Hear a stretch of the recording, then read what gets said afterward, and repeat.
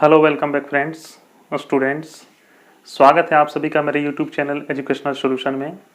मैं हूं सुजय और आज आपके लिए बहुत ही इम्पोर्टेंट टॉपिक लेकर आया हूं। तो आज का जो मेरा टॉपिक है वो स्पोकन से रिलेटेड है। स्पोकन के वीडियोज अभी हम लोग सीरीज़ में वर्तमान में हम लोग स्पोकन का सीरीज़ देख रहे हैं। तो आज का जो वीडियो है उस वीडियो पर हम लोग बात करने से पहले आपको पिछले जो 8वां दिन का जो मेरा वीडियो था उस पर हम थोड़ा सा बात करना चाहेंगे। उसमें हम लोगों ने देखा था प्रेजेंट टेंस के बारे में। प्रेजेंट टेंस कुल 4 रूपों में हम लोग देखते हैं। Simple present tense, present continuous tense, present perfect tense और प्रेजेंट परफेक्ट कंटिन्यूअस टेंस। तो हम लोग simple present tense, present continuous tense, present perfect tense और प्रेजेंट परफेक्ट टेंस के सभी रूपों को हम लोगों ने देखा। तो उसमें हम लोगों ने बात किया था कि जो सिंपल प्रेजेंट टेंस होता है उसमें डू का प्रयोग किया जाता है, डज का प्रयोग किया जाता है और उसमें डू डज के वाक्यों को हम लोग देखते हैं। और जो प्रेजेंट कंटिन्यूअस होता है उसमें एम, इज, आर और आईएनजी ऐसे सेंटेंसेज का हम लोग बात करते हैं। तो आज का जो मेरा ये पिछला 8वां दिन का जो वीडियो है उसी का पार्ट 2 है। इसमें हम लोग हैज हैव का देखेंगे और हैज बीन हैव बीन का प्रयोग हम लोग देखेंगे। हैज हैव का जो सेंटेंस होगा और हैज बीन हैव बीन का जो सेंटेंस होगा, ये 2 सेंटेंस हम लोग इसमें अभी डिस्कस करेंगे। क्योंकि आप लोगों को पता है कि प्रेजेंट परफेक्ट टेंस में हैज हैव का प्रयोग किया जाता है और वर्ब 3 का प्रयोग किया जाता है और प्रेजेंट परफेक्ट जो कंटिन्यूअस टेंस है उसमें हम लोग हैज बीन हैव बीन का प्रयोग करते हैं। तो चूँकि उस दिन वीडियो को हम लोग प्रेजेंट कंटिन्यूअस में स्टॉप किए थे तो उसी का आज अगला कड़ी ये प्रेजेंट परफेक्ट टेंस और प्रेजेंट परफेक्ट कंटिन्यूअस टेंस हम लोग देखेंगे। जैसे कि स्टूडेंट्स आप लोगों को पता है कि चाहे आप स्पोकन सीख रहे हो या ग्रामर जान रहे हो, आपको स्पोकन में ग्रामर जानना पड़ेगा। अगर आप ग्रामर नहीं जानेंगे तो स्पोकन में आप उसको सेंटेंस नहीं बना सकते हैं और सेंटेंस नहीं बना पाएंगे तो आप स्पोकन बोलेंगे कैसे, आप स्पोकन का प्रैक्टिस कैसे करेंगे, कहीं भी स्पोकन का यूज आप कैसे करेंगे।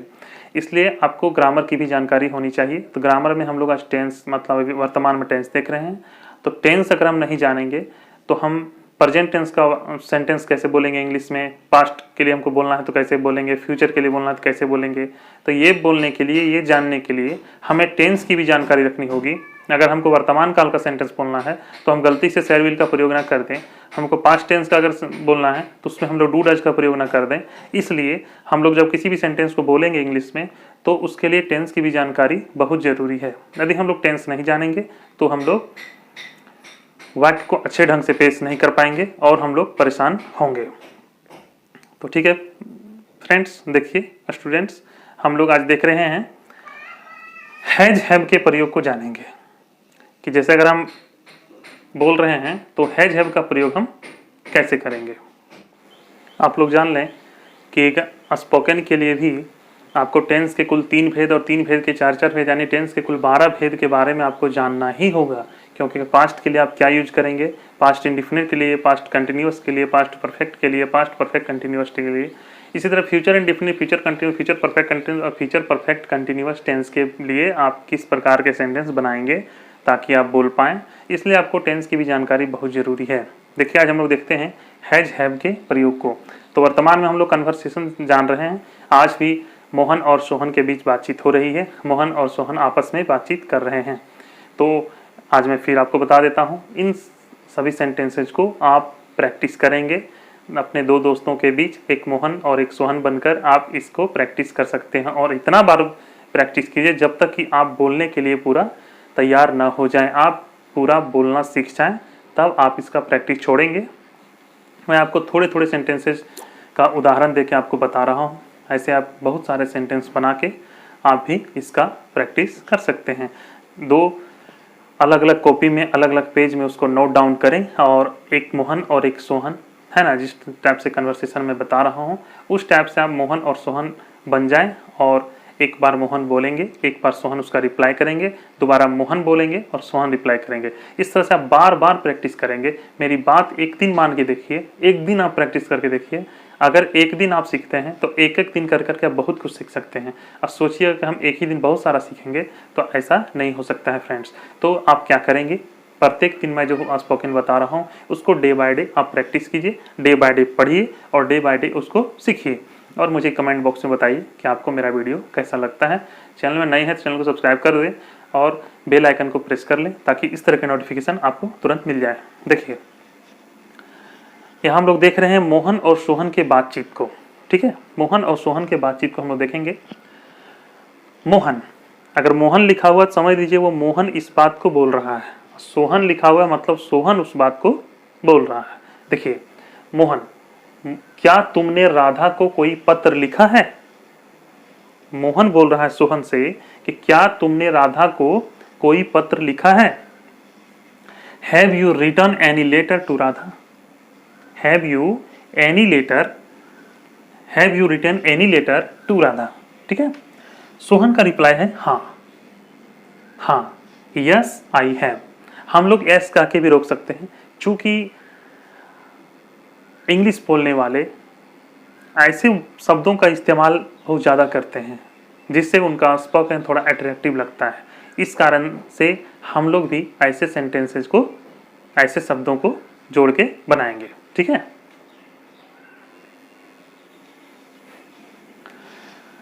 फिर है मोहन, क्या उसने तुम्हारे पत्र का उत्तर दिया है?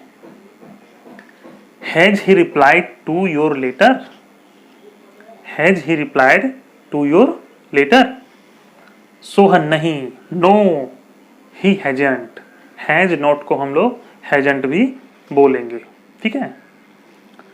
मोहन, क्या तुमने खाना खा लिया है? Have you taken your meals? मैंने हिंदी और इंग्लिश दोनों को लिख दिया है, इससे आप अच्छे ढंग से इसको सीख पाएंगे। क्योंकि अगर मैं इंग्लिश लिख के सिर्फ बताता तो आप हिंदी बाद में नहीं कर पाते, हिंदी भूल जाते, इसलिए मैंने हिंदी और इंग्लिश दोनों को लिख दिया है। सोहन का जवाब था नहीं, मैंने सुबह का नाश्ता काफी भारी किया था। No I had heavy breakfast in the morning. मैंने सुबह में भारी नाश्ता कर लिया था, इसलिए मुझे भी भूख नहीं है। मोहन, क्या तुम उसके घर गए थे? Did you go to his place? Sohan, नहीं, अभी मुझको जाना है। No I have yet to. तो कहने का मतलब है स्टूडेंट्स, फ्रेंड्स, तो ये सब जो आप देखे पूरे सेंटेंस में आपको क्या नजर आ रहा है? इसमें हम ये देख रहे हैं कि इसमें हमने बात की है हैज हैव के बारे में, मतलब present perfect tense. Present perfect tense में क्या होता है? काम हो चुका होता है, चुका, चुकी, चुके, ठीक है। चुका, चुकी, चुके मतलब काम पूरा हो चुका है। उसमें हम लोग क्या करते थे? हैज हैव का प्रयोग करते हैं और वर्ब थ्री का प्रयोग हम लोग करते हैं। तो इसी में आप देखिए, अगर मान लीजिए इसी सेंटेंस को हमने देखा है, क्या तुमने राधा को कोई पत्र लिखा है? क्या तुम राधा को कोई पत्र लिख चुके हो? इस सेंटेंस को ऐसे भी आप समझ सकते हैं, क्या तुमने राधा को कोई पत्र लिखा है, या क्या तुम राधा को कोई पत्र लिख चुके हो? लिख चुके हो मतलब काम हो चुका है। उसको हम पूछ रहे हैं कि क्या तुम इस काम कर चुके हो, इसलिए देखिए यहाँ पे हम हैव लगाए हैं और वर्ब थ्री का प्रयोग हम किए हैं। तो जैसा कि हम लोग अभी बात कर रहे थे कि ये जो आपका सेंटेंस है ये प्रेजेंट परफेक्ट टेंस का है, ठीक है। देखिए आपको भी, क्या उसने तुम्हारे पत्र का उत्तर दिया है, या क्या वह तुम्हारे पत्र का उत्तर दे चुका है? क्या तुमने खाना खा लिया है, या क्या तुम खाना खा चुके हो? इसमें हैव हैज का हम प्रयोग देख रहे हैं और प्रेजेंट परफेक्ट टेंस का हम लोग इसमें देख रहे हैं। अब देखिए, तो इसमें प्रेजेंट परफेक्ट टेंस में क्या होता था? इसमें सब्जेक्ट होता था और हैज या हैव होता था, उसके बाद वर्ब थ्री, उसके बाद हम लोग ऑब्जेक्ट को देख रहे थे। यही आपका प्रेजेंट परफेक्ट टेंस है। इसलिए हम लोगों ने बात की थी कि हम लोग प्रेजेंट के चार रूपों को देखेंगे। सिंपल प्रेजेंट टेंस, जिसको हम लोग प्रेजेंट इंडेफिनिट टेंस कहते हैं। दूसरा हम लोग देखेंगे present perfect tense, sorry present continuous tense. तीसरा हम लोग देखेंगे प्रेजेंट परफेक्ट टेंस और चौथा देखेंगे प्रेजेंट परफेक्ट कंटिन्यूअस टेंस। तो मेरा चौथा भेद अब हम लोग जान लेंगे। इसमें तीसरा भेद में हम लोग देख रहे हैं प्रेजेंट परफेक्ट टेंस को, जिसमें सब्जेक्ट के बाद हैज है, उसके बाद वर्ब 3। अब हैज कहाँ लगता है, हैव कहाँ लगता है, तो आप जान सकते हैं। अगर नहीं जानते हैं तो देखिए थोड़ा सा मैं बता दे रहा हूँ। आई वी यू दे और कोई प्लूरल है तो आपको हैव लगाना है, और ही सी इट नेम और सिंगुलर के साथ आपको हैज लगाना है। कहने का मतलब थर्ड पर्सन सिंगुलर नंबर में आपको हैज लगाना है। थर्ड पर्सन का सिंगुलर नंबर, पर्सन वाले मेरे चैनल के प्लेलिस्ट में जाइए और पर्सन का जो वीडियो है उस पर्सन वाले वीडियो को आप देखिए और पूरे पर्सन को आप जान लीजिए। पर्सन 3 रूप में पाया जाता है, फर्स्ट सेकंड थर्ड है, उसमें भी सिंगुलर और प्लूरल होते हैं। तो आप पर्सन को देखिए और उसके वीडियो को आप जरूर देखिए, ताकि इस तरह के जो कहीं हम वर्ड का यूज करते हैं, third person, second person, third person का सिंगुलर, फर्स्ट पर्सन का प्लूरल, तो ऐसा आपको कहीं परेशानी ना हो कि ये पर्सन पर्सन बार बार क्या बोला जा रहा है जिसको हम नहीं समझ पा रहे हैं। ठीक है, तो जैसा कि आप इसको देख पा रहे हैं, कहीं आपको कोई परेशानी नहीं है। तो अब हम लोग क्या करेंगे, हैज हैव के बाद हैज बीन हैव बीन वाले सेंटेंसेस को देखेंगे कि हम लोग कन्वर्सेशन जब करेंगे तो हैज बीन हैव बीन का प्रयोग हम कैसे करेंगे, प्रेजेंट परफेक्ट कंटिन्यूअस टेंस का प्रयोग कैसे करेंगे, है ना। देखिए अब हम लोग आगे बढ़ते हैं। देखिए अब हम लोग प्रेजेंट परफेक्ट कंटिन्यूअस टेंस को देखेंगे। तो प्रेजेंट परफेक्ट कंटिन्यूअस टेंस के बारे में थोड़ा सा जानिए। इसमें एक निश्चित समय से काम शुरू होकर वर्तमान समय तक काम हो रहा है, उसको हम लोग प्रेजेंट परफेक्ट कंटिन्यूअस टेंस कहते हैं।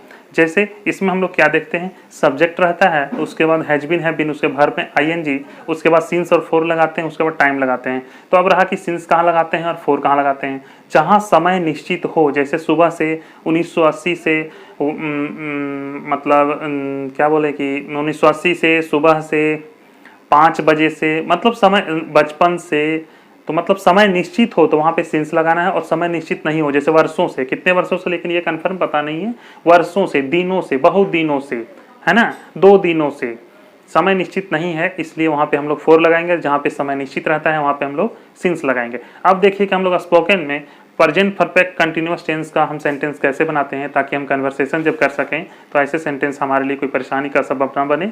इसलिए देखिए हम लोग सीखते हैं। इन सेंटेंसेस में आप क्या देख पा रहे हैं, इन सेंटेंस में आप देख पा रहे हैं जैसा कि आप देख पा रहे हैं, इसमें देखिए जितने भी सेंटेंस आप देख पा रहे हैं इसमें आप हैज बीन हैव बीन देख रहे हैं। देखिए, है ना, हैज बीन हैव बीन देख पा रहे हैं, भर में आईएनजी भी देख रहे हैं, है ना। देखिए हैज बीन हैव बीन, है ना, हैज बीन, भर में आई, सिंस भी देख पा रहे हैं, सिंस भी देख पा रहे हैं। तो कहने का मतलब है कि प्रेजेंट परफेक्ट कंटिन्यूअस टेंस का यही पहचान है। उसमें हैज बीन हैव बीन लगाएंगे, भर में आईएनजी लगाएंगे और सिंस फोर का प्रयोग करेंगे। श्याम तुम सुबह से क्या कर रहे हो, तुम सुबह से क्या कर रहे हो। What have you been doing since morning, तुम सुबह से क्या कर रहे हो। राम का रिप्लाई था, यह किताब पढ़ रहा, I have been reading this book. फिर श्याम, क्या कल से यहां भी बरसात हो रही है। Has it been raining here also since morning. Ram, हाँ हो तो रही है पर रुक रुक कर। Yes it has been but not continuously, continuously मतलब लगातार नहीं हो रहा है, रुक रुक कर हो रहा है। तो ठीक है, इसको आप कॉपी में नोट डाउन जरूर करें, क्योंकि अगर आप कॉपी में नहीं लिखेंगे कितना आद रखेंगे। आद रखना है तो आद तो इसको रखना नहीं, इसको जब प्रैक्टिस, आप निरंतर प्रैक्टिस करने लगेंगे, आम बोलचाल की भाषा में डेली यूज में आप इसको लाएंगे तो लिखने का भी ज़रूरत आपको नहीं पड़ेगा, सब आपके दिमाग में लिखा हुआ रहेगा और आप जब चाहें सेंटेंस बोल सकते हैं बढ़िया से उसमें लिखने। लेकिन फ़िलहाल अभी आपको लिखना चाहिए, मेरे समझ से अभी आपको लिखना चाहिए और इसको प्रैक्टिस करना चाहिए।